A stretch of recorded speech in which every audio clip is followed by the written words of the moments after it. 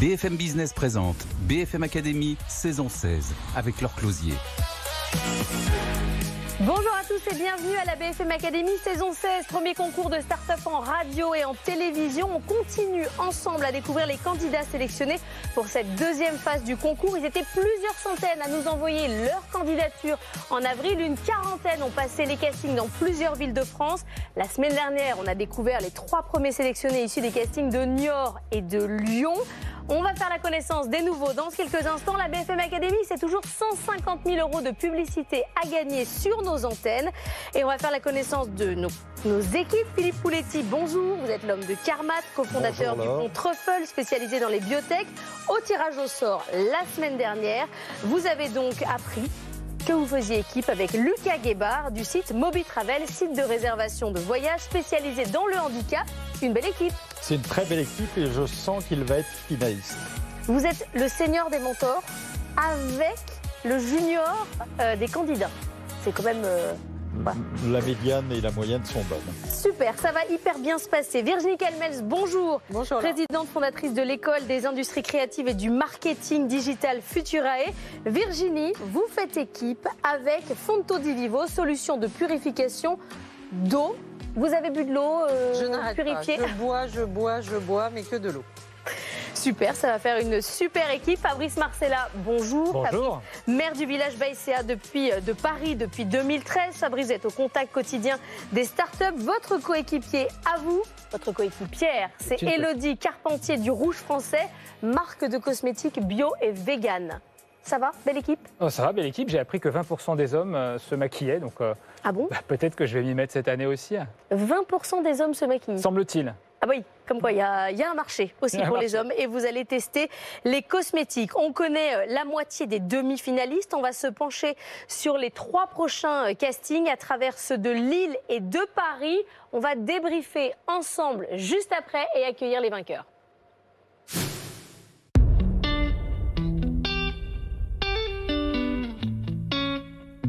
Je suis Pascal Benet, je suis le président de la société Teclen. Je me suis inscrit parce que je pense que c'est important de rentrer dans un challenge, se faire connaître et challenger une application par rapport à des pairs ou à des jurys, c'est toujours pour moi ce qui est essentiel. C'est une part de la vérité qui passe aussi par l'analyse de notre produit. À partir du moment où on décide de la mettre sur le marché, donc c'est important de le faire connaître.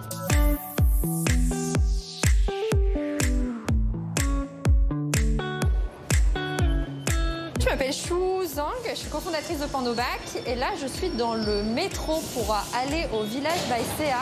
De ce concours, j'attends de rencontrer des gens déjà. Je pense que c'est l'essentiel quand on a un business d'avoir un réseau étendu, d'avoir des feedbacks et que des gens challengent mon projet. Et puis bien sûr de faire connaître Pandobac, c'est un des objectifs principaux également.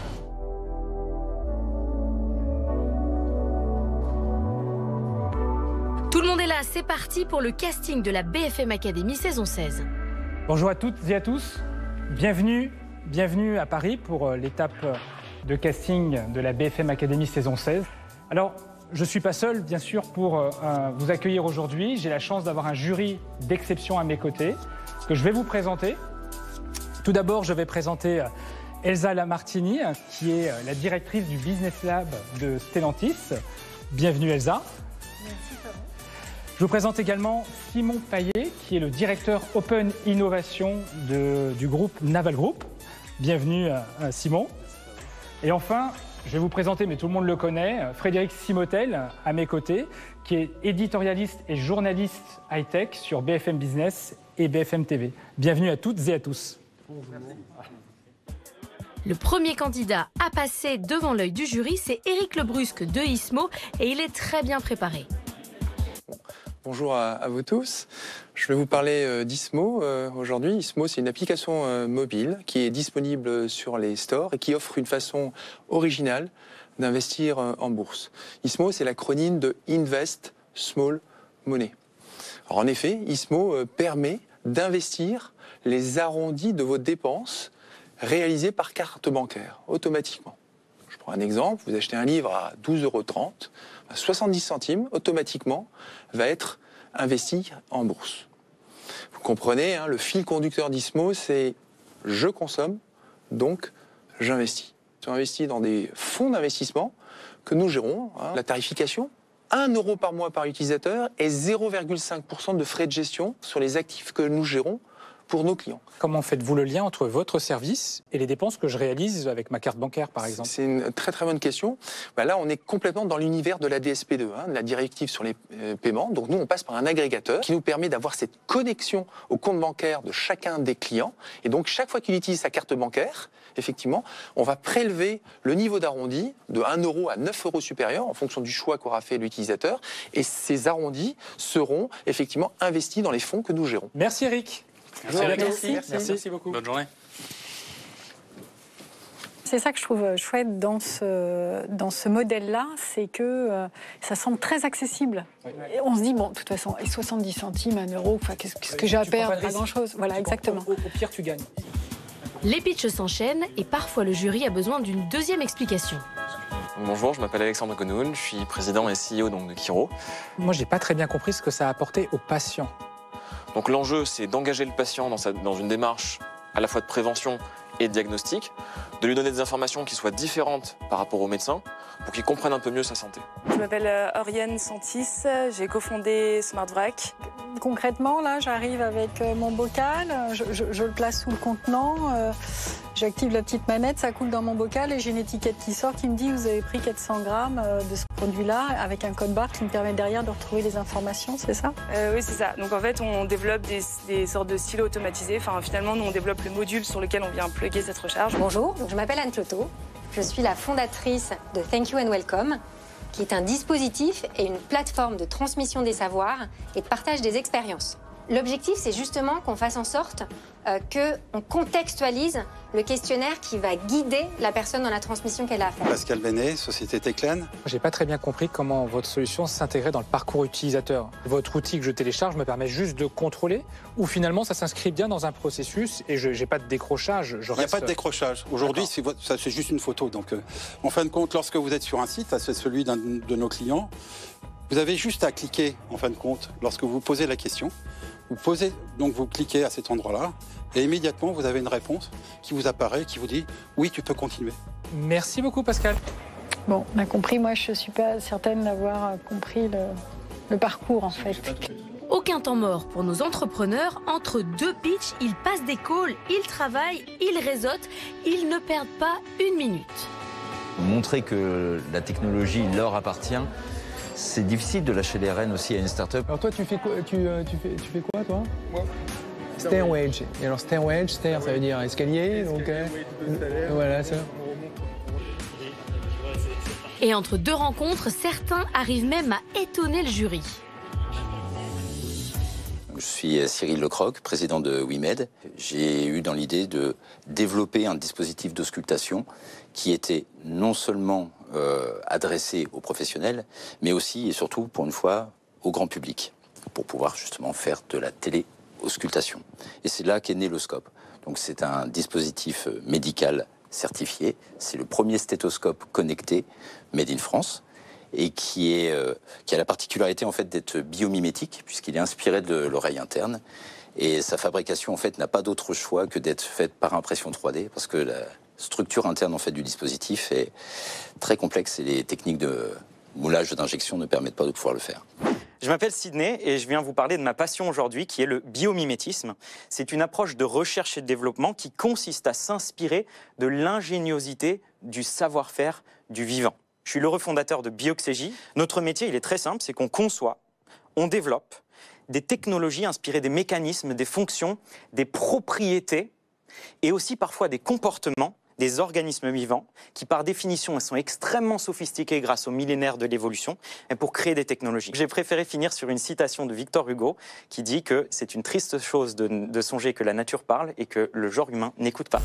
Je suis impressionnée par la force de conviction. Oui, alors là-dessus, il est très bon. Et le jury se laisse même parfois surprendre par la qualité des propositions. Je suis Estelle Roulin, fondatrice de La Caravane. La Caravane, c'est la première plateforme de prise en charge des enfants, des salariés, quand ils sont en télétravail. On a plusieurs programmes de prise en charge des enfants pour accompagner les collaborateurs. Et pendant toute cette période, le parent a la possibilité de se concentrer, de participer à une réunion. Bonjour, je m'appelle Vincent Gauche et je suis cofondateur de Potion. chez Potion, nous construisons l'Internet de demain. Nous avons développé une technologie qui permet au site Internet de personnaliser les parcours de leurs visiteurs, mais sans jamais les espionner, c'est-à-dire sans collecter aucune donnée les concernant. Pourquoi est-ce que c'est gagnant, gagnant, gagnant? Pour les sites qui utilisent cette technologie, ils améliorent l'expérience sur leur site et ainsi développent leur chiffre d'affaires en général de plus 10 à plus 20%. Nos solutions, qu'on appelle aussi Potion, s'installent en quelques clics et sont efficaces immédiatement. Pour les internautes, ils trouvent plus facilement ce qu'ils sont venus chercher sur un site, tout en gardant un contrôle total sur leurs données de navigation. Pour la planète, ce sont des économies de carbone, puisque pas de données collectées, c'est moins de transferts, moins de transport et moins de stockage de données personnelles sur des serveurs qui sont consommateurs d'énergie. C'est incroyable comme le pitch transforme le dossier. Quoi. Oui, c'est vraiment pas mal. C'est sûr, c'est pas mal. Un gros marché. Donc François-Xavier, EasyBlue. Quand on parle d'assurance pro et entreprise, eh bien là, on pense complexité, opacité, c'est long, c'est fastidieux et c'est une source de stress vraiment pour l'entrepreneur. Chez EasyBlue, nous, on a la conviction forte que l'innovation, l'intelligence artificielle, le traitement des données peut vraiment révolutionner la manière dont on accompagne tous ces entrepreneurs dans la compréhension de leurs risques et du coup dans le fait de leur trouver les meilleures assurances. S'assurer, c'est d'abord se protéger d'un risque. Donc aujourd'hui, il y a aussi la question du budget qui est important pour tous ces petits entrepreneurs. Nous, notre solution, elle va permettre d'optimiser le budget. Pourquoi? Parce que si je connais bien le risque, je vais pouvoir avoir une assurance qui est très adaptée et des garanties qui sont très adaptées aux besoins. Et donc, nos clients gagnent en moyenne 30% sur le budget annuel d'assurance et c'est pas anodin, surtout pendant une période de crise qu'on est en train de connaître. L'accompagnement en termes d'assurance, il n'y a pas que l'intelligence artificielle et la tech, il n'y a pas que le digital. L'humain est au cœur de notre projet. Donc on a un service client 100% made in France. EasyBlue est un assureur ou un courtier en assurance? Alors nous sommes un courtier en assurance, mais avec une originalité. Donc on est plus proche de ce que les anglo-saxons appellent le MGA. Donc en fait, on manage et on crée nos contrats avec les assureurs. En termes de business model, du coup, comment vous fonctionnez? Alors c'est hyper simple.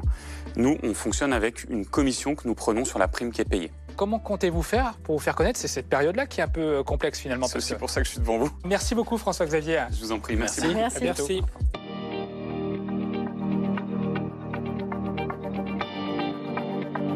Bonjour, je m'appelle Chouzang et j'ai cofondé Pandobac. Chez Pandobac, nous, les emballages, ils sont réutilisables. On apporte vraiment des solutions concrètes de réemploi d'emballage pour remplacer les emballages à usage unique. Vos emballages sont réutilisables, mais sont-ils recyclables en fin de vie? Effectivement, ils sont tous recyclables parce que monomètre. Je suis Thomas, le CEO et cofondateur de Yelda.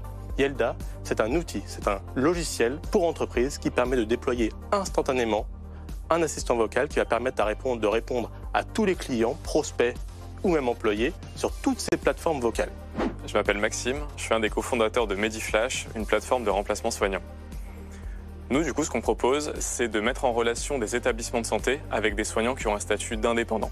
On a voulu répondre aux problématiques des soignants qui cherchaient plus de liberté, une meilleure rémunération et une meilleure revalorisation de leur travail. Bonjour, Mariana Cailleux, je suis la fondatrice de Dolifarm.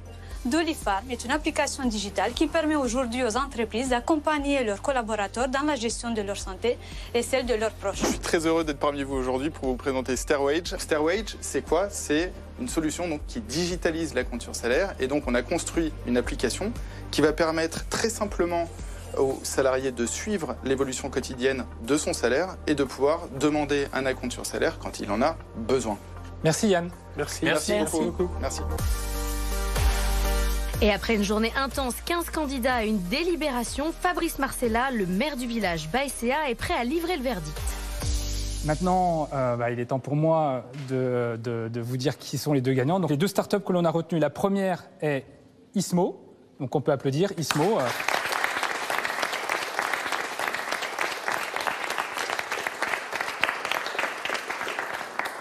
Et la deuxième est la startup EasyBlue. Et bravo François-Xavier. Et bravo à vous tous. Bravo à vous tous et à vous toutes. Et voilà pour nos castings parisiens. Et c'est le moment d'accueillir nos deux candidats victorieux. François-Xavier Combes qui a créé Easy Blue et Éric Lebrusque qui a créé Ismo. Venez dans l'arène de la BFM Academy tous les deux. Bienvenue. François-Xavier Combes, Easy Blue, robot conseiller en assurance pour les entreprises, 100% dédié aux chefs d'entreprise. 2100 entreprises déjà converties. Vous avez travaillé chez AXA. Pourquoi vous ne leur avez pas proposé cette solution ?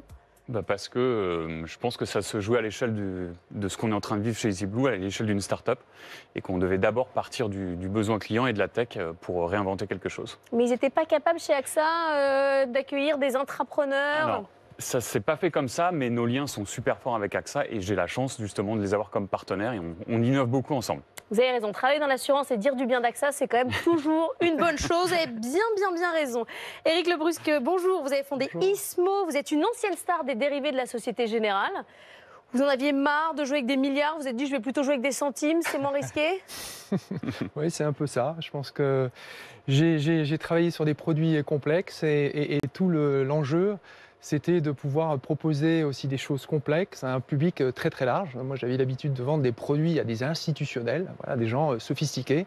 Et moi, ce qui m'a intéressé dans ce challenge, c'est aller vendre effectivement la complexité des marchés financiers à un public le plus large possible. Ismo, ça veut dire Invest Small Money. C'est la bourse pour tout le monde au premier centime.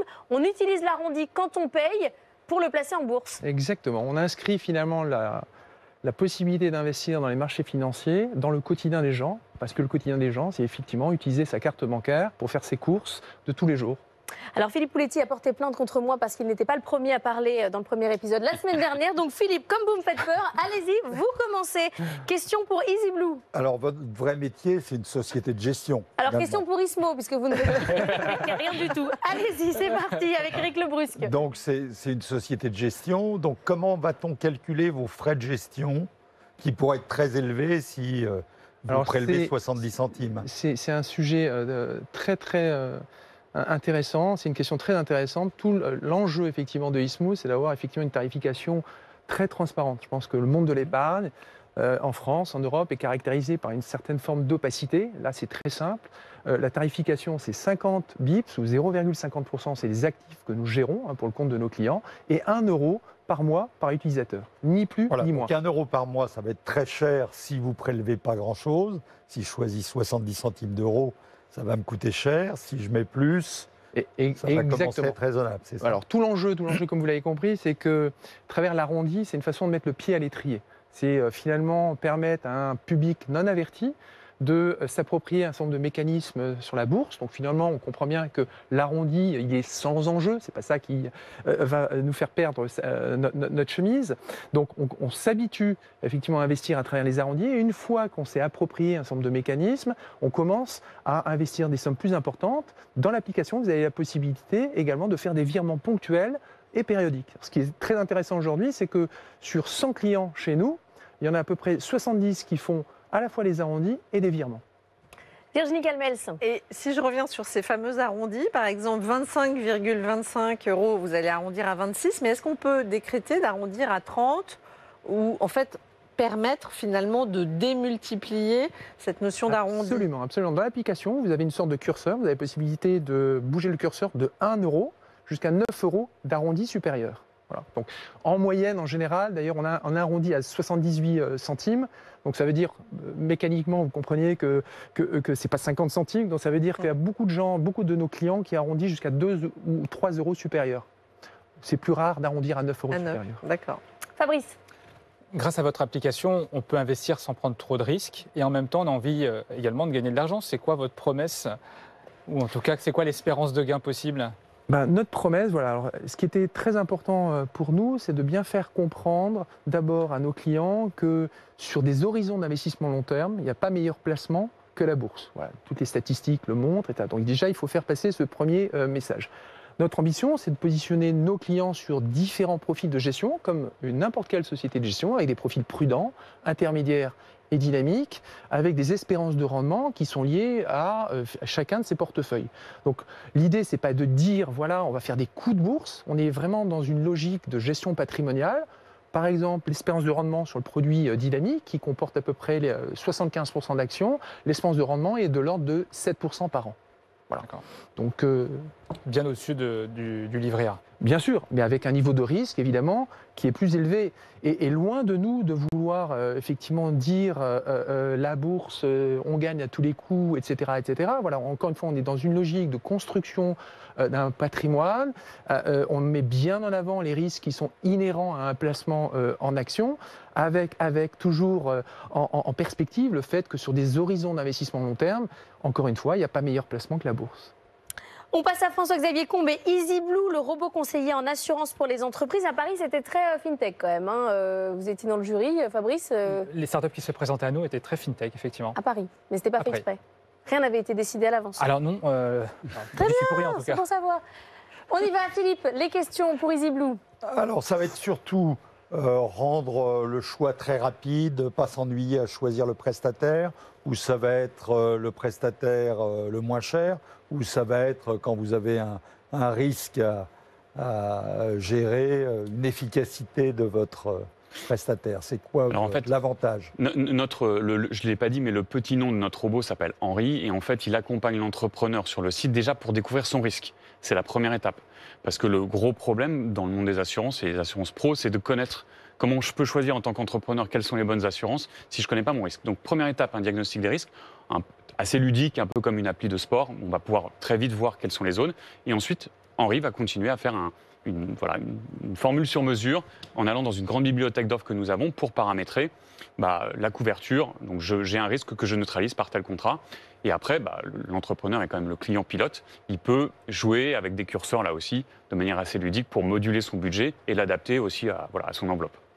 C'est ludique. Il faut aussi que l'entrepreneur puisse s'amuser, hein, même quand il cherche une assurance. C'est important. Virginie Calmels.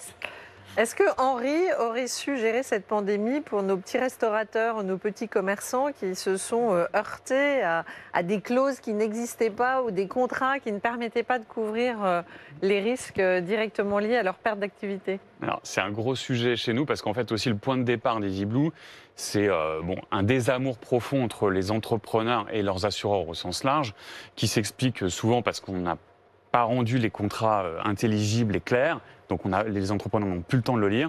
Donc nous, on s'attaque à ça avec l'idée que Henri va les accompagner tout au long de leur vie avec les meilleures garanties, c'est-à-dire une évolution automatique des contrats. C'est un sujet, une entreprise a un risque qui évolue en permanence. Or, le principe de l'assurance, c'est le client qui s'engage par les déclarations qu'il fait. Donc aujourd'hui, si je prends une photo de ma boîte, je suis assuré pour la situation d'aujourd'hui. Demain, j'aurai des salariés, j'aurai fait grandir mon business et je ne pourrai plus le couvrir. Donc nous, la promesse, c'est d'essayer de dire que Henri, il est un peu l'ange gardien, en tout cas le conseiller bienveillant, qui va être capable d'accompagner tout au long des étapes et des adaptations du marché dans les garanties qu'on va proposer. Donc il y a quelque chose de très proactif. Fabrice. Moi, ce que j'observe au quotidien en accompagnant des entrepreneurs, notamment au village, c'est que le sujet de l'assurance, ce n'est pas leur premier sujet. Ils sont très peu sensibles en fait à ça. Comment allez-vous déjà faire de la pédagogie sur ce sujet-là et surtout comment allez-vous vous faire connaître auprès de cette population-là? Alors, c'est vrai, moi-même je suis entrepreneur, j'adore les entrepreneurs, mais sur la to-do list, souvent l'assurance est tout en bas, voire zappée, évidemment. Donc nous, on a bien compris ça, c'est aussi pourquoi on crée des partenariats avec des membres de l'écosystème, avec des gens qui parlent tous les jours aux entrepreneurs. Et nous, notre API, notre techno, pour parler clair, elle est capable de venir se mettre là où est le client. Et en fait, l'enjeu, c'est ça aussi, c'est d'être demain, peut-être dans le système de comptabilité, peut-être dans la banque, en tout cas plus exposé sous les yeux de l'entrepreneur, pour que nous, on fasse notre premier job, prévenir, faire de la pédagogie, amener du contenu de manière simple, transparente, déjargonner, ne pas se cacher derrière ce jargon, pour vraiment déjà apporter le premier sujet d'intérêt. Faire en sorte que les Français aiment la bourse et faire en sorte que les entrepreneurs aiment leur assurance, on est sur des gros défis. Là, à la BFM Academy, vous connaissez désormais 5 des candidats sur 6. Il en manque un ou une. Celui ou celle qui a passé les castings à Lille. Vous allez le découvrir dans un instant. BFM Academy saison 16. On revient, vous ne bougez pas. BFM Business présente BFM Academy saison 16 avec Laure Closier. Retour de la BFM Academy saison 16, on est en train de découvrir la suite des castings ensemble. On est toujours avec Philippe Pouletti, cofondateur de Truffle, Virginie Calmels, fondatrice de Futurae, et Fabrice Marcella, maire du village Baïséa de Paris. C'est désormais le moment de découvrir ensemble les castings de Lille. On sait déjà que nous rejoignent dans l'équipe BFM Academy Fonto de Vivo, Le Rouge Français, Moby Travel, Ismo et Easy Blue. Il nous en manque un ou une, c'est le moment pour les castings de Lille. Pour Priscilla Rossi, la fondatrice de Leia, la BFM Academy, c'est vraiment un événement.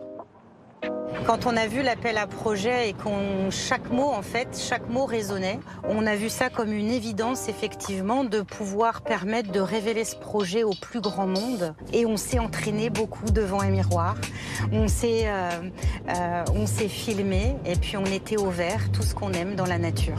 Ariane de Bélizal représente Kidway et elle ne baisse jamais les bras. J'ai déjà participé à l'arrière, mais j'avais pas été retenue. Et donc je me suis dit que là, ça pourrait être une bonne opportunité cette année parce que justement, quand ils avaient diffusé l'annonce du concours à la radio, ils avaient dit ceux qui n'ont pas réussi à une arrière, il faut persévérer. C'est Sergio Coco, le maire du village Baïséa, qui donne le coup d'envoi. Eh bien, bonjour à tous. Je suis ravi de vous accueillir ici dans notre beau bâtiment pour l'étape lilloise de la BFM Academy. Alors on n'est pas seul aujourd'hui pour vous écouter, je suis entouré d'Olivier Ramon qui est le directeur général de BFM Grand Lille. Je suis également entouré de Martin Ducroquet, cofondateur de Sencrop, qui développe entre autres des stations météo connectées. Et enfin Thierry Marois qui nous a rejoint, cofondateur de Next Food qui développe des steaks végétaux. Voilà, bienvenue à tous encore une fois et puis bon courage, on est ravis de pouvoir vous écouter tout à l'heure tous ensemble. C'est le début d'une longue série pour le jury. C'est Florent Van de Calster de WeSpeak qui ouvre le bal. Donc WeSpeak a été fondé sur un dilemme, et c'est même un constat qu'on fait tous aujourd'hui en tant qu'utilisateurs et clients, c'est que quand on parle d'authentification, on a l'impression de devoir choisir entre d'un côté la fluidité et de l'autre côté la sécurité. Donc chez WeSpeak, on pense que ce n'est pas une fatalité, qu'une des solutions, c'est la biométrie vocale. Alors pourquoi la biométrie? Parce que la biométrie, c'est ce qui nous représente intrinsèquement en tant qu'être humain. On répond à la question qui l'on est quand on parle de biométrie. L'avantage de la voix aussi, c'est que c'est le vecteur naturel d'interaction des êtres humains. Et on parle de plus en plus à nos objets. Donc tout ça fait que ça s'intègre naturellement dans l'expérience client. Avec WeSpeak, vous pourrez enfin dire « je parle, donc je suis ». Place aux questions des jurés. J'ai un rhume, je suis aphone. Vous avez dû voir quelques pubs sur les réseaux sociaux, entre autres sur les problèmes de commande vocale qu'il pouvait y avoir. Tout à fait. Qu'est-ce que vous en pensez? À l'oreille, quand on est enrhumé, on va entendre entre 6 et 7 facteurs différents d'une voix qui vont changer. Notre moteur analyse plus d'une centaine de facteurs qui sont immuables, que vous soyez enrhumé, que vous ayez une grosse toux. Donc nous, quand on a des rhumes, on teste et on voit que ça fonctionne quand même avec un seuil déjà assez élevé. Margot Coréard, cofondatrice et directrice générale de Diagrams Technologies. Diagrams Technologies, c'est un logiciel de maintenance prédictive qui permet de surveiller l'état de santé de l'ensemble des machines au niveau de l'usine au global. Tout ça, on le fait en temps réel et justement à destination des équipes de maintenance sur le terrain. Concrètement, notre solution, elle permet de venir alerter les techniciens en leur proposant des alertes dès que notre système détecte des anomalies dans le fonctionnement, des dérives de fonctionnement et également leur permettre de pouvoir prédire les pannes. Comment vous faites pour vous connecter sur les capteurs de la machine? Vous connectez sur quoi? Alors, il y a des automates de production, il y a plein de protocoles différents, OPC, UA, HTTPS. On peut venir en fait récupérer en fonction des protocoles existants. C'est du cas par cas en fonction des industriels. Mais la bonne nouvelle, c'est qu'il y a vraiment des protocoles standardisés qui ont émergé depuis ces dernières années et qui nous facilitent ce travail qui est indispensable pour déployer des solutions comme la nôtre. Et concrètement, ce que vous vendez, c'est un boîtier? Alors pas du tout, on vend vraiment une application en ligne, on vient se connecter sur un site internet, sur sa tablette. Merci Margot. Merci à vous. Bravo. Que dans les usines, toutes les machines ne sont pas connectées. Ah, ça, on a Moi j'ai peu de machines connectées en vrai. Contente de voir qu'il y avait un vrai jury avec des vraies personnes et qu'on n'était pas seul face à une caméra. Finger crossed. Et la BFM Academy, c'est aussi un moment stressant. C'est au tour de Sébastien Ormand de Smile Pickup de se lancer. Aujourd'hui, on a 90 points de retrait sur le territoire. On est le premier réseau français de colis de pick-up XL. Alors Géraldine Dujardin, société Darwin Store. Chaque année, un habitant génère 350 kg de déchets. Le meilleur anti-stress pour Priscilla Rossi, c'est la répétition. Ni une ni deux, il crée son compte, il s'inscrit, il répond aux questions de Léa. C'est une façon de m'isoler, de faire le vide intérieur et de m'assurer que j'ai retiré tous les petits éléments polluants de ma tête et que je suis que pour ce moment. Léa, c'est votre première assistante en gestion de carrière, mi-artificielle et mi-humaine, qui vous accompagne et vous développe tout au long de votre carrière professionnelle. Et Léa, c'est aussi un moyen pour aider les entreprises à recruter plus vite et mieux des talents et rien que des talents. Merci beaucoup. Merci à vous. C'était trop bien. Merci BFM. J'ai envie de dire ça, j'ai beaucoup de gratitude. Merci. Et c'est au tour de la fondatrice de Kidway de défendre ses couleurs et elle est surmotivée. Bonjour. Kidways, c'est le seul service de chauffeur privé pour enfants qui apportera aux parents 100% de satisfaction, mais aussi 100% de sérénité. Kidways, nous sommes une start-up qui veut rendre service. Nous voulons aider les parents en véhiculant les enfants. Nous sommes scalables, nous sommes innovants. Et notre but et notre vision, c'est de devenir leader sur le marché des conduites pour enfants. Merci. Je vous en prie, merci de m'avoir reçu. Et la candidate a très clairement tapé dans le mille. Le problème qu'elle adresse, je pense, c'est un vrai sujet. Ah oui, c'est un vrai sujet. C'est un vrai sujet parce qu'après, c'est comment tu te fais connaître et comment tu mets en place la mécanique. Quoi, mais... Il faut une certaine massification. Après, c'est vrai qu'elle a des véritables éléments de différenciation par rapport au Uber ou autre, et notamment il y a un cadre légal sur ces restrictifs. Et c'est très juste. C'est juste ça. Vous comptez 5 secondes une fois que vous avez pris votre pause. Et après, vous pouvez commencer votre pitch. OK? Allez, bon courage. Merci. Je suis Serge Bénard, je suis président de Speech2Sense et directeur technique d'Atoucare. Atoucare, c'est une application mobile, c'est un assistant vocal, le premier assistant vocal qui a été créé avec et pour les infirmières à domicile, sur lequel elles vont oralement indiquer toutes les observations qu'elles ont avec leurs clients, leurs patients, pardon. Elles vont donc pouvoir utiliser leurs propres mots, leur jargon, charge à notre technologie derrière de transcrire avec précision et sans faute ce qu'elles auront encodé et extraire les informations qui sont pertinentes. Donc ça demande un apprentissage de l'outil? Non. Non. Non, c'est très important. Les infirmières n'ont pas le temps.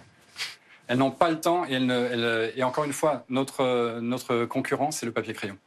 Donc tout ce qui sera plus compliqué que ça ne marchera pas. Merci Serge. Merci à vous. Et la BFM Academy, c'est aussi une occasion en or pour soigner son réseau. De la résonance pour cette activité d'aujourd'hui ou pour d'autres activités qu'on peut exercer par ailleurs et je vais reprendre contact avec vous. Avec grand plaisir. Et moi, je n'hésiterai pas à vous mettre en contact aussi avec les collectivités que je connais parce que votre produit est vraiment innovant et intéressant. Et à Lille, les candidats s'enchaînent. Je suis Simon Van Coppenol, le fondateur de StockClear. StockClear, c'est la place de marché B2B dédiée au déstockage. Nous permettons aux retailers et aux e-commerçants de vendre leurs invendus et leurs retours clients destinés à la seconde vie plus cher, plus vite et mieux. L'ensemble de ces interlocuteurs, que ce soit vendeurs ou acheteurs, sont uniquement des professionnels. Aujourd'hui, nous, ce qu'on a développé, c'est une véritable marketplace où on met en relation ces vendeurs et ces acheteurs. Les produits sont vendus aux enchères pendant une durée limitée. Tout ça est possible grâce à nos innovations. Donc, on développe des softwares côté vendeurs, quelques algorithmes. On sait que quand on est une jeune société, on a des ressources limitées.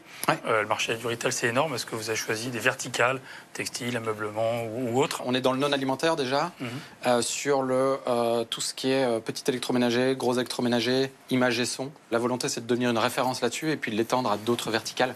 Merci Florent. Simon, ça marche aussi. En fait, ce qui est chouette, c'est quand c'est une société qui fait un pivot, quoi. Ça veut dire il a commencé par le B2C, il s'est planté, il a pivoté. Ça veut dire qu'il doit avoir une très grosse connaissance de son marché. C'est ce qu'il disait.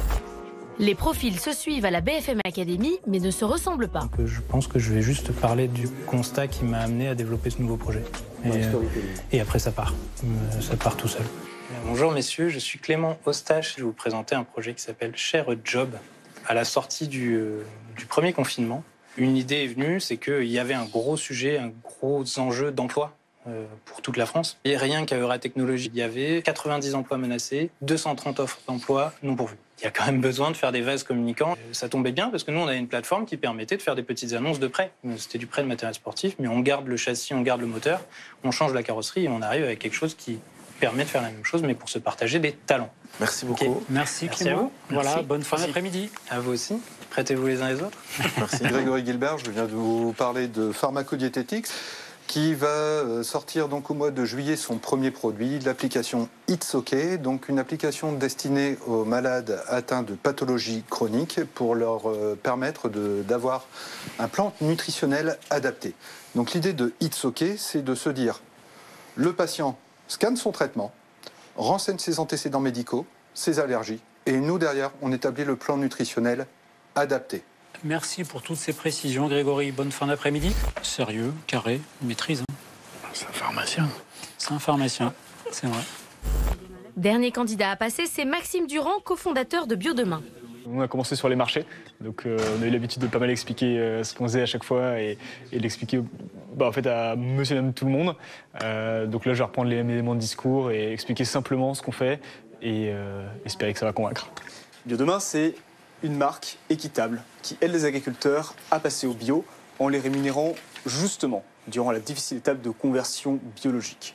Concrètement, on achète leurs produits à un prix équitable pour les rémunérer justement durant cette conversion et ensuite on vient les valoriser auprès du consommateur final avec notre marque Biodemain, avec une phrase simple, ce jus de pomme n'est pas encore bio.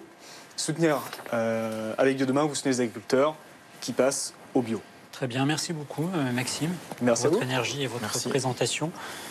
Vous étiez le dernier, voilà, et bientôt c'est le verdict. Bravo Maxime, merci. Avec plaisir, bonne journée. Beau projet. 24 ans. Ah, il est impressionnant lui. 24 ans, c'est impressionnant. Un bel aplomb, il est extrêmement convaincant. C'est un très beau projet. Les castings sont terminés, c'est désormais l'heure du choix. On a eu des pitchs d'une très bonne facture, assez variés. Ça parle justement. Ce qui est intéressant, c'est que ça parle beaucoup, je trouve, des problématiques de la région. Transition agricole, transition industrielle. On a parlé du retail, on a parlé de la santé. Il faut qu'on se dise, c'est la région qui va y gagner. Et qui a le plus gros potentiel pour aller. Et là, tu vois, ça devient un peu plus clair, je trouve. On reste là-dessus. Très bien. Le choix est arrêté, c'est Sergio Coco, le maire du village Baesea, qui l'annonce. Écoutez, bravo à tous. Le choix était vraiment difficile parce que c'était vraiment des soutenances d'une très bonne facture, des projets ambitieux, des projets qui nous portent, des bons projets qui nous ont questionnés.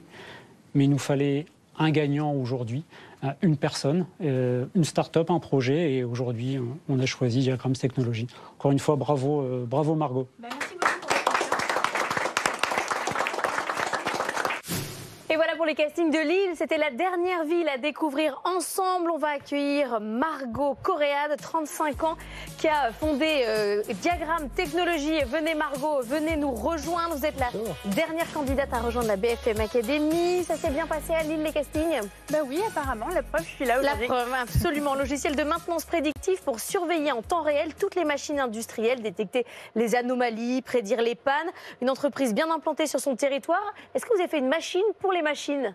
Alors, oui, c'est un peu le cerveau qui va permettre de comprendre tout ce qui se passe au niveau des usines. Il faut savoir qu'aujourd'hui, dans les usines, il y a énormément de machines différentes, de fabricants différents. Et donc, pour pouvoir suivre tout ça en temps réel, c'est quelque chose de très compliqué aujourd'hui. Alors, Philippe Pouletti, c'est à vous de commencer. On y va avec les questions pour Diagrams Technologies. J'ai droit à une question, 2, 3 On verra, Philippe. Donc Margot, la détection de déviation, maintien en condition opérationnelle, c'est très important, mais il ne faut pas non plus détecter plein de petites anomalies et que le contrôle de qualité soit submergé. Donc comment corrélez-vous la détection des déviations avec les vrais problèmes? Est-ce qu'il y a une courbe d'apprentissage? Est-ce que oui, puis alors c'est deep learning? Ça dépend. Alors nous déjà, sur la partie deep learning, on n'utilise pas de deep learning, on utilise des technologies de machine learning basées sur des statistiques pour pouvoir expliquer nos calculs et nos résultats. L'importance d'apporter une confiance à l'utilisateur pour qu'il comprenne ce qu'on lui propose comme information. Mais là, l'objectif, c'est vraiment en fait au cas par cas, en fonction de ce que les industriels demandent. Par exemple, dans certaines industries, on va vouloir alerter les techniciens, même sur des petits défauts, parce qu'on ne veut rien rater. Et à l'inverse, dans d'autres industries, on veut être sûr d'alerter un technicien uniquement quand il y a un problème. Donc ça, c'est en fonction... Alors, donnez-nous un exemple concret où vous avez amélioré le processus industriel. Alors, un problème aujourd'hui, par exemple, dans une usine agroalimentaire, de vieilles machines qui dataient de plus de 30 ans, qui ont été ce qu'on appelle rétrofitées, donc on les a connectées. Et là, aujourd'hui, on est capable de suivre les dérives de fonctionnement pour savoir exactement quand est-ce qu'on doit planifier, quel est le bon intervalle pour intervenir sur les machines. Et vous ne remplacez pas le technicien de maintenance? Pas du tout. L'idée, c'est vraiment d'apporter la bonne information pour que les utilisateurs, donc les techniciens sur le terrain, n'interviennent pas en mode pompier. Surtout qu'aujourd'hui, dans l'industrie, il y a un problème RH. Il y a eu un départ massif des experts à la retraite. Et aujourd'hui, les jeunes qui arrivent sur le terrain mais n'ont pas bénéficié de cette transmission de connaissances et de compétences. Sur les vieilles machines? Sur les vieilles machines, même sur les nouvelles. Surtout quand il y a des problématiques sur les machines tombent en panne, mais c'est jamais la même panne, sinon ce serait trop facile. Et donc du coup, la courbe d'apprentissage peut être vraiment très longue. Un client nous disait que pour qu'un technicien soit complètement opérationnel dans une usine, il faut 5 ans. Donc l'idée de Diagramme, c'est de venir apporter la bonne information au bon moment pour que ces techniciens puissent expliquer, mieux comprendre ce qui se passe sur les machines. Virginie, s'il vous reste des questions après tout ça. Super projet, une femme entrepreneur dans l'industrie avec du machine learning. Moi, j'ai qu'une question, comment vous est venue cette idée et pourquoi ? D'un cas concret, en fait, on travaillait avant dans le centre de recherche INRIA à Lille avec mes associés et en fait, on avait des industriels qui venaient voir le centre de recherche en disant voilà, aujourd'hui, je commence à collecter plein de données sur mes machines et j'aimerais savoir si c'est possible de faire de la maintenance prédictive sans rajouter de capteurs supplémentaires. Et donc, ils sont venus en fait à plusieurs... Donc, c'est venu du besoin en fait. Exactement, le besoin du marché. Fabrice Marcellin. Moi, ma question porte sur la capacité de votre solution à s'adapter à n'importe quel type de machine dans tous les secteurs. C'est ce que je comprends. Oui. Comment ça fonctionne et combien de temps il faut pour connecter finalement l'ensemble des machines d'une industrie pour pouvoir ensuite la piloter? Nous alors, notre métier c'est d'analyser la donnée industrielle. Donc on parle concrètement de température, de pression, de consommation électrique, de vibration. Et donc peu importe sur quelle machine c'est, nous notre objectif c'est de venir détecter des patterns dans ces données-là. Et pour répondre à votre deuxième question, en fait ça dépend du nombre de données qu'on a sur les machines. Soit c'est le cas idéal pour nous, l'industriel a déjà eu beaucoup de pannes. Donc nous, on va pouvoir déployer nos algorithmes et apprendre très rapidement. Et dans la vraie vie, les gens commencent seulement à connecter les machines. Et donc du coup, on n'a pas d'historique de panne. Et on a développé une méthode qui nous permet de venir apprendre le bon fonctionnement des machines et voir ensuite les écarts. C'est le propre du machine learning, c'est qu'on devient plus performant au fil du temps. Et c'est vraiment comme ça qu'on déploie notre solution. Et donc vous avez un référentiel maintenant, j'imagine, de connaissances sur différents types de machines que vous pourriez très bien exploiter auprès d'une autre entreprise utilisant le même matériel? Vous avez un catalogue de connaissances de machines? Alors on a... Nous, dans l'équipe, un catalogue, on connaît les machines, mais par contre, les données appartiennent bien à nos clients. Et nous, on vient paramétrer nos algorithmes. Le paramétrage de nos algorithmes appartient à nos clients et on scinde bien les choses, parce que ce sont des sujets quand même... Fabrice vous propose un nouveau business, en fait. C'est une nouvelle activité. C'est pour la suite. Il n'y a pas des machines qui vous surprennent? Vous ne connaissez rien? Personne n'en avait jamais parlé? Ouais, il y a des machines un peu exotiques. Par exemple, là, on travaille sur des lignes d'incinération de déchets. Qui voit passer pas mal de choses très différentes, sur des séparateurs par exemple. On peut être surpris. Margot Corréade, vous êtes notre 6e sélectionnée avec Diagramme Technologie. On connaît désormais tous nos candidats, mais vous ne connaissez pas encore tous vos mentors. C'est l'heure de la sélection et du tirage au sort. BFM Academy, saison 16. Voilà, une séance où on laisse totalement le hasard faire les choses. Je remélange, même si j'ai déjà mélangé, les cartes des coachs. Sur chaque carte, il y a une tête de coach. Et chaque candidat va venir choisir son mentor. Allez, on commence avec Eric Lebusque. Venez choisir votre mentor qui va vous accompagner pendant cette saison. Philippe Pouletti. Philippe Pouletti. On est les deux vieux, vous voyez. C'est vrai. Mais il a été vexé, Philippe, quand je lui ai dit qu'il faisait équipe avec un jeune sur la mission. Là, ça va? Là, ça va. Bon, tout va bien. Vous pouvez aller pour un soir. Eric, gardez la carte. C'est vous, Margot, qui choisissez le dernier. Je remélange. Et vous aurez Fabrice Marcella. Fabrice, vous faites équipe avec Margot Coréade et donc la dernière, Virginie Calmels qui va avec vous, François-Xavier Combes de Easy Blue. Les équipes sont au complet. Fabrice Marcella, vous allez avec... Eh ben vous ne savez plus. Non, mais je vous laisse faire. Parce que... Non, parce que moi, je ne suis pas très bonne c'est vous qui êtes perdu, dans cet exercice qui est de mettre les joints en diagonale ensemble. Alors, vous allez avec qui, Fabrice? Aidez-moi, c'est le nom de la boîte. Diagramme technologie. Voilà, diagramme technologie. Diagramme technologie, vous avez Margot Coréade. Ça va aller les machines, Fabrice? Ah ouais, mais c'est génial. C'est un super sujet. Le machine learning, c'est en plus toujours quelque chose qui m'a toujours impressionné. Et de le voir appliqué là dans le secteur de l'industrie, je pense que c'est un sujet, à mon avis, à très fort potentiel. Eh bien, vous avez donc les deux femmes de la BFM Academy avec vous, quand même, mais Fabrice. Ça fait 3 ou 4 ans, en tout cas, que j'accompagne des femmes entrepreneurs. Voilà, et là, c'est pas fait exprès, parce que c'est non, non, là, ça, on c'est pas pourra vous mon fait. accuser de rien, et c'est une voilà. bonne nouvelle. Équipe numéro 2, Virginie Calmels. Est-ce que vous savez avec qui vous allez? Avec Easy Blue. Nous allons parler assurance. François-Xavier Combes, l'assurance qui revient dans votre équipe. Ça va, ça vous convient? C'est pas mon domaine de prédilection, mais je ne demande qu'à justement travailler ardemment pour aider l'essor de cette belle start-up. Et vous avez déjà Fonto de Vivo avec vous. Absolument, dans un autre secteur qui n'a rien à voir. Vous lui ferez tester des choses quand même, parce que Virginie a promis de boire de l'eau propre, qui est le sujet de notre autre candidat. Bien sûr. Non, il faudra tester. Il va surtout revoir tous les contrats d'assurance de Futura, et bien évidemment. Évidemment, on va ça va être sympa, votre équipe. Donc, Philippe, vous êtes avec Éric Lebusque d'Ismo. Exactement. Donc, je connais un peu société de gestion, investissement en bourse. Donc, je vais essayer de vous convaincre d'orienter vos investissements vers l'innovation. Exactement. Avec plaisir. Avec plaisir. Et voilà, toutes nos équipes sont au complet. Vous avez découvert nos 6 candidats de la BFM Academy saison 16. Ils étaient plusieurs centaines au départ, une quarantaine à passer les castings. Ils sont désormais 6. Dans la prochaine étape, ils vont rencontrer des professionnels qui vont juger leur business, leur apporter des conseils et qui élimineront l'un d'entre eux. Et on arrivera jusqu'à 3 pour la grande finale qui aura lieu le 5 juillet prochain en direct et à 19h sur BFM Business. On rappelle les équipes. Margot Coréade qui a passé le casting à Lille, Diagramme Technologie, logiciel de maintenance prédictive pour surveiller les machines industrielles, qui fait donc équipe avec Fabrice Marcella. On a en deuxième candidat Éric Lebusque d'Ismo, application pour investir en bourse avec à partir de quelques centimes. Éric, vous allez avec Philippe Pouletti. On a François-Xavier Combes de Easy Blue qui a passé le casting à Paris, robot conseiller en assurance pour les entreprises. Et puis les candidats de la semaine dernière, Elodie Carpentier, le rouge français, marque de cosmétiques bio et vegan, dans l'équipe de Fabrice Marcella. David Monnier, fondateur de Fonto di Vivo, solution de purification d'eau, qui va avec Virginie Calmels. Et Lucas Guébard de Mobitravel, site de réservation de voyage spécialisé dans le handicap. Personne ne m'applaudit pour cette prouesse, et pourtant c'était pas si facile de mettre le bon candidat dans la bonne équipe. On va se retrouver la semaine prochaine pour la suite de la BFM Academy saison 16.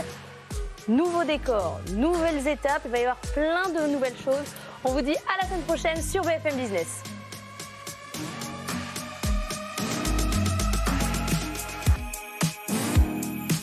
BFM Academy saison 16.